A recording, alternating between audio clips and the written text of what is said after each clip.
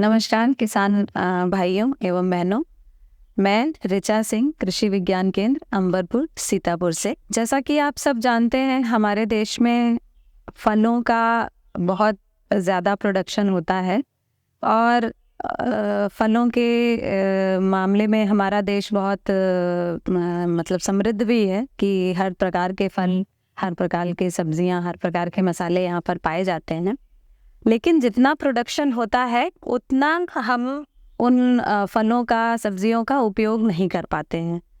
जो भी प्रोडक्शन होता है वो हम दो ही तरीके से उनको ज़्यादातर यूज़ कर पाते हैं, कच्चे रूप में या फिर पके हुए रूप में। जो जितने फल कच्चे खा सकते हैं उतने कच्चे खाए जाते हैं, जो पका के खाए जाते हैं उतने पका के खाए जाते हैं। बाकी जो मार्केट से खरीद के लाते हैं इसमें बहुत सारा जो है लॉस भी होता है। लगभग 35% तक लॉस होता है, जो कि किसी काम में नहीं आता है। जो फल बिल्कुल सड़ के, गल के खराब हो जाता है, चाहे वो हार्वेस्टिंग से पहले या हार्वेस्टिंग के बाद। तो ऐसी दशा में अगर हम उन फलों को और उन सब्जियों को, उनमें कुछ प्रसंस्करण करके उसको प्रिजर्व कर लें तो उसको हम बचा भी सकते हैं और उसकी मार्केट वैल्यू भी प्राप्त कर सकते हैं। बहुत सारे ऐसे फल और सब्जियां हैं जो कि पहले ही नष्ट हो जाते हैं या फिर तोड़ने के पहले या तोड़ने के बाद भी खराब हो जाते हैं। तो उन फलों और सब्जियों को अगर हम वैल्यू ऐड करके हर स्टेज की किसी जिस रूप में वो प्रयोग किए जा सकते हैं उसमें वैल्यू ऐड करके रखें तो ये हमारे आय के लिए भी, जीविकोपार्जन के लिए भी एक अच्छा सोर्स हो सकता है। जैसे कि अगर हम आम की बात करें तो आम का प्रोडक्शन हमारे देश में वर्ष 2023 में लगभग 21 मिलियन टन्स का हुआ था और ये पिछले 10 साल के उसमें हम लें तो कम से कम ये 16% की बढ़ोतरी है। और सिर्फ अपने यूपी में ही 35 से 45 लाख टन का उत्पादन आम का हुआ था। लेकिन अगर हम लोग बात करें तो आम जो है ज़्यादातर कच्चे का अचार बना लिया और पके के रूप में खाया, और बहुत ही कम लोग ऐसे होंगे जो कि और भी किसी रूप में आम का चाहे उपयोग करते हों या फिर उसका प्रसंस्करण करते हों। आइए हम कुछ विधियों के बारे में जानें कि हम आम को कैसे प्रसंस्कृत कर सकते हैं, जिससे हम उसमें थोड़ा सा कुछ चेंजेस करके उनको हम प्रिजर्व कर सकते हैं, उनको मौसम के पहले और बाद में कंज्यूम करने के लायक बना सकते हैं। जब उसका सीज़न नहीं हो तभी भी वो हमें प्राप्त होता है। और बहुत बार ऐसा होता है कि हमें मतलब इच्छा हो रही है कुछ खाने की लेकिन वो सीज़न नहीं है इसलिए हम नहीं खा सकते। तो बहुत सारी चीज़ें हमको प्रसंस्करण जो है ये सुविधा देता है कि हम उस फल को उसके दूसरे रूप में किसी भी सीज़न में उसको उपभोग में ला सकें।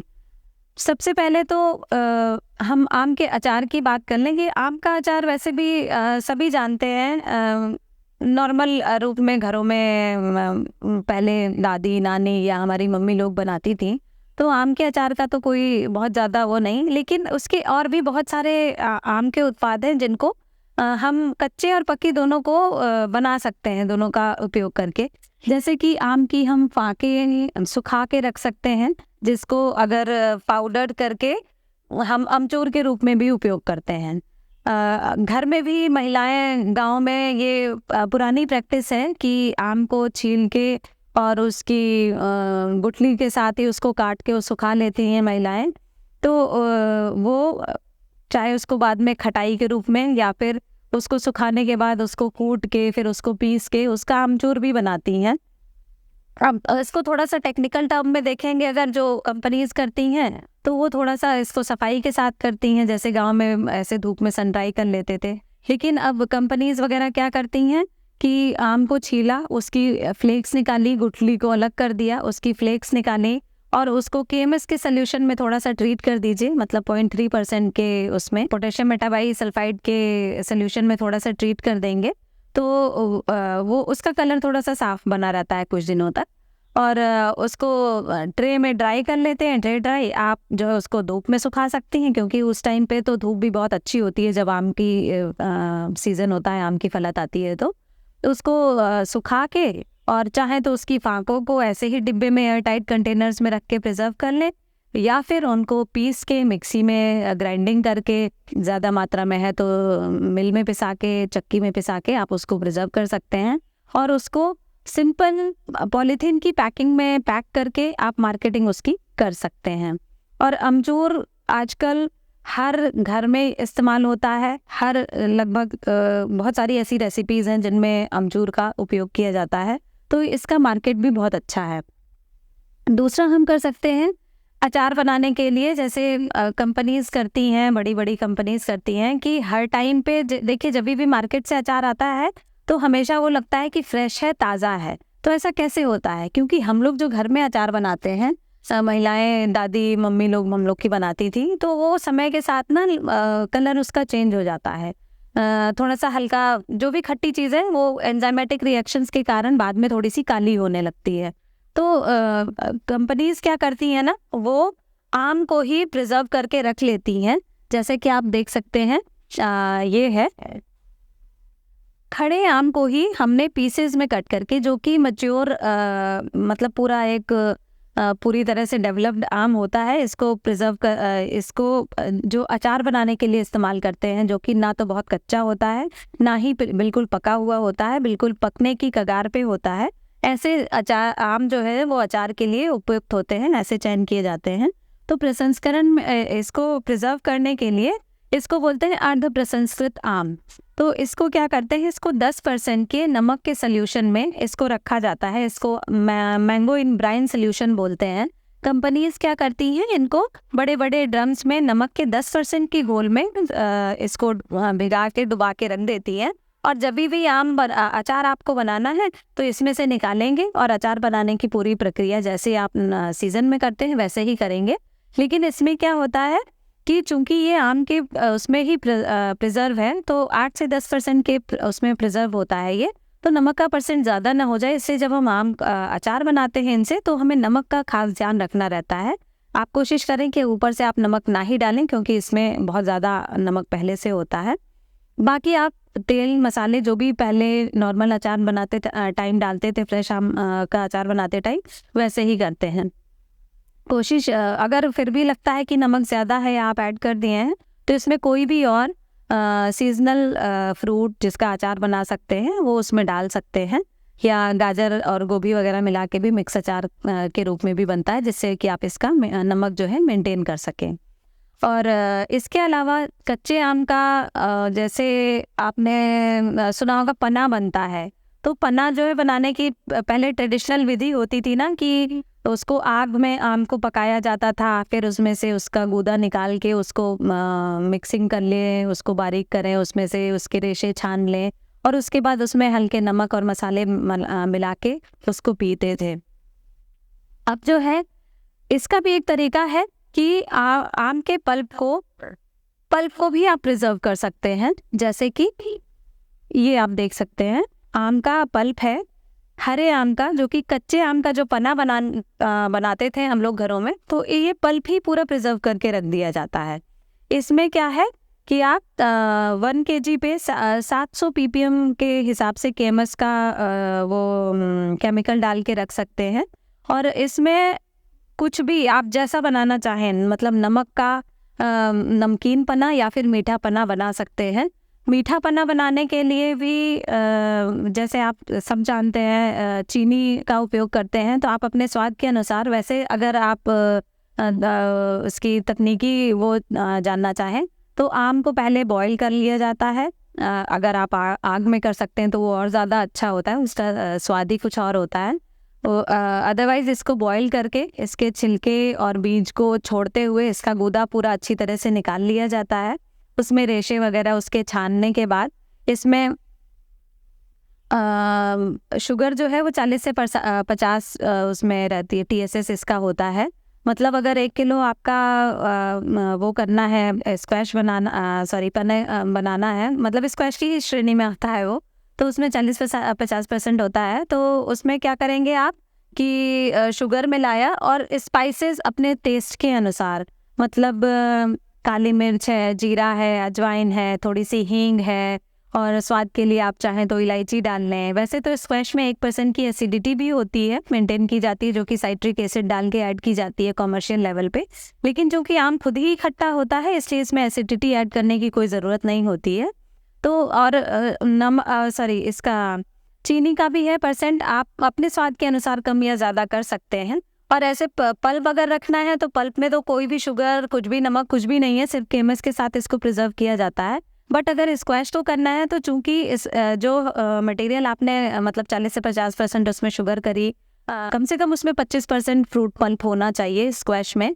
और बाकी जो है 4 से 5 ग्राम मतलब 8 ग्राम तक आप स्पाइसेस कर सकते हैं उसमें, काली मिर्च, जीरा, अजवाइन, हींग, इलायची, दालचीनी पाउडर। तो ये सारे मसाले भून के और पीस के उसमें मिला लें। और जितनी आपको चाहिए ना, मतलब अगर आप थोड़ा सा ज़्यादा मतलब तीखा आपको स्वाद पसंद है तो मसालों की मात्रा मतलब कम वालों को 4% कम से 4 ग्राम, और जिनको बढ़ाना है थोड़ा सा ज़्यादा करता है तो 4 से 8 के बीच में आप रखेंगे तो ये एक प्रॉपर सा बन जाता है।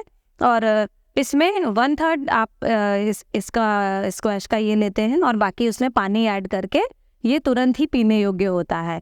और अगर इसी को चीनी का आपको पीना है, आपको नमकीन वाला पीना है, तो सिर्फ इसके साथ स्पाइसेस मिला के रख सकते हैं इस पल्प में ही।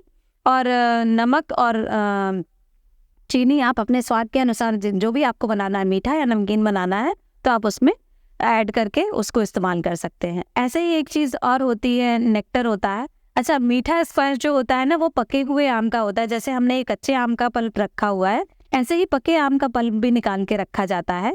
बीज और छिलकों को बचाते हुए पूरा गूदा निकाल लिया जाता है। और आप चाहे तो सिर्फ केमिस्ट डाल के इसका पूरा फ्रूट को, पल्प को ही प्रिजर्व कर सकते हैं। और अगर आपको स्क्वैश बना के रखना है तो उसमें वही 40 से 50% तक शुगर ऐड की जाती है। शुगर को पहले से ही अलग, उसमें 25% पल्प के साथ शुगर को बाकी बचे हुए पानी के साथ ऐड करना है। पानी इतना लेना है कि आपका 25% जो गूदा है और शुगर और पानी मिला के सारी मात्रा 1 लीटर होनी चाहिए।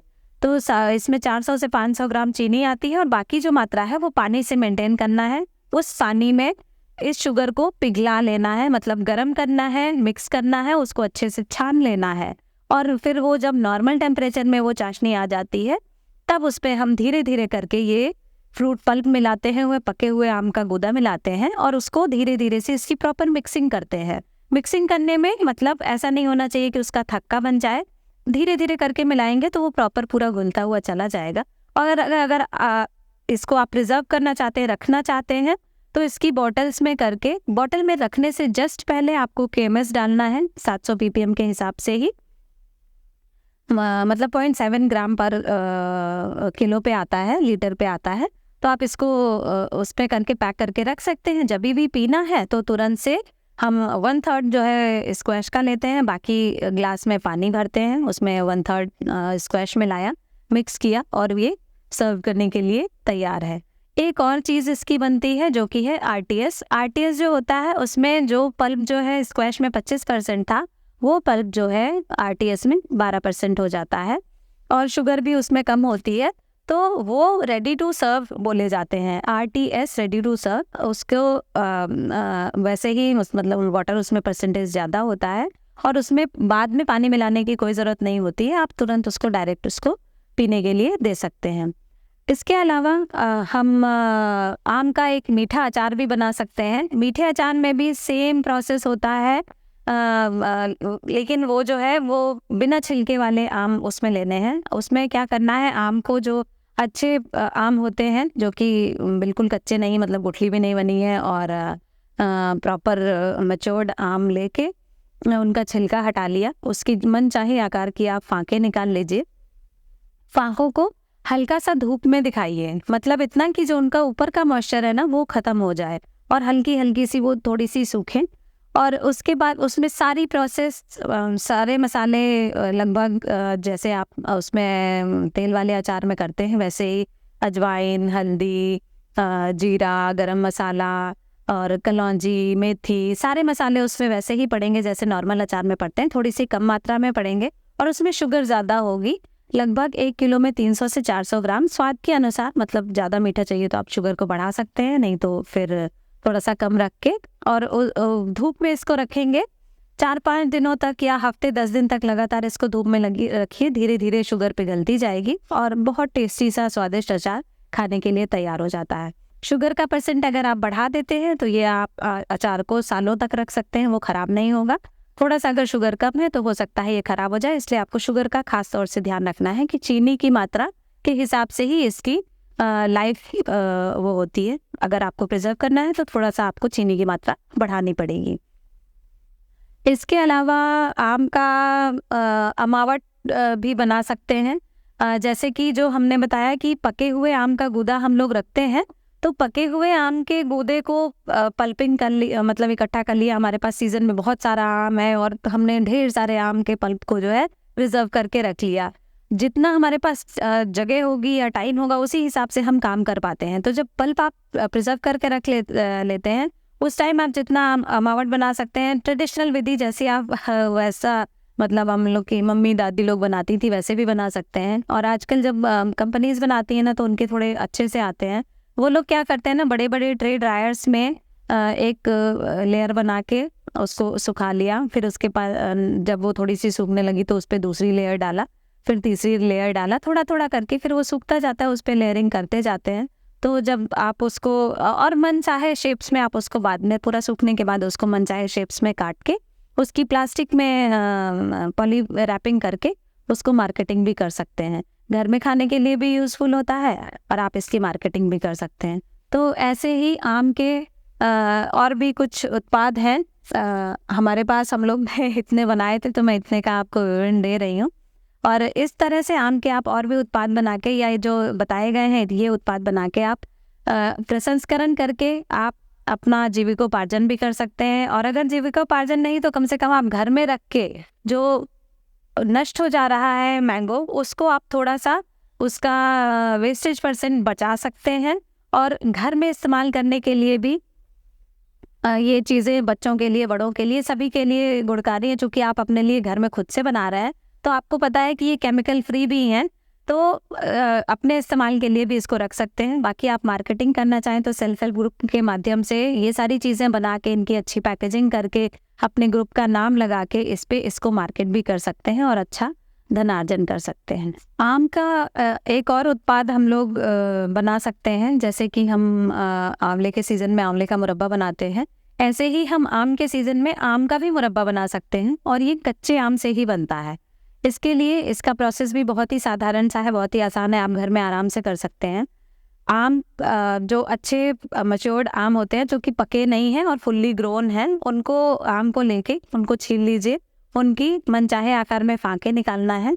और जो कांटे वाले चम्मच होते हैं ना, स्टेनलेस स्टील वाले जिनसे चाउमीन खाते हैं, उनसे ही हमें इनकी गुदाई करनी है और अच्छे से गुदाई करनी है। क्योंकि मुरब्बे में क्या होता है कि जब हम उसको शीरे में डालते हैं, चीनी में डालते हैं, तो जितना अच्छा वो गुदा हुआ होता है ना, उतना अच्छा हमारा मुरब्बा चीनी सोख करता है या उतना अच्छा उसका टेस्ट आता है।